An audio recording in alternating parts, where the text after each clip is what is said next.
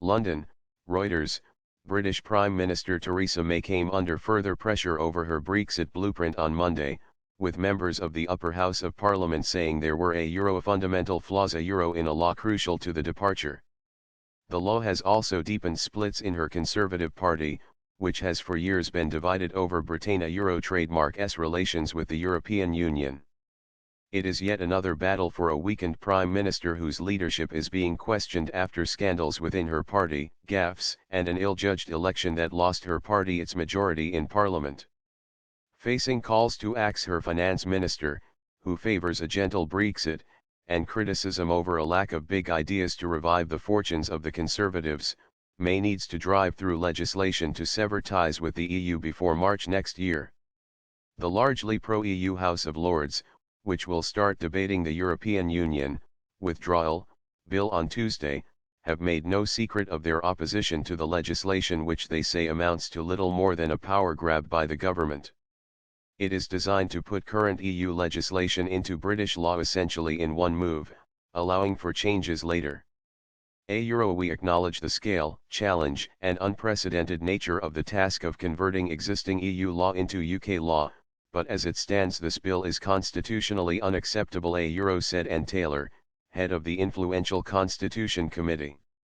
Bill grants ministers overly broad powers to do whatever they think is appropriate trademark to correct deficiency saw trademark in retained EU law the committee said in a report. While many peers are opposed to the legislation, the House of Lords is not expected to veto the law after it was passed in the lower house of Parliament. But more criticism over what even some government officials say was a hastily created bill to copy and paste EU rules and regulations into British law by the time it leaves the bloc next year underlines the size of the task facing May. In Brussels, EU ministers, whose unity in the negotiations has amplified the arguments in Britain, are due to formally endorse its guidelines for a transition period that will leave the relationship largely unchanged. But even with both sides mostly in agreement over the transition period bar a few questions over citizens' rights and trade agreements, May faces criticism by Brexit campaigners for bowing to EU demands and accepting the status quo. Egypt Agrippa.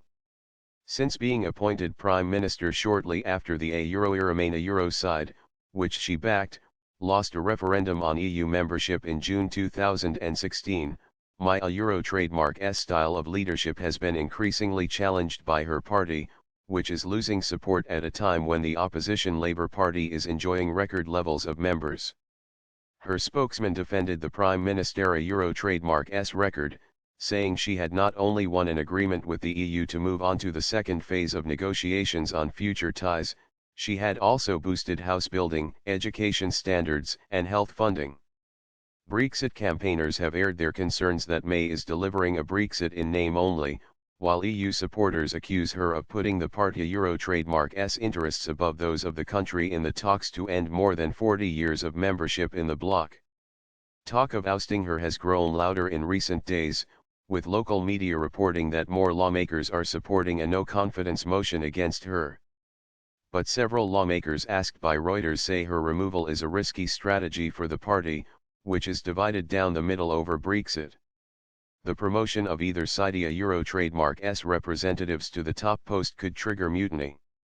There were times last year for the Prime Minister to step aside, immediately after the June 2017 election, or after party conference.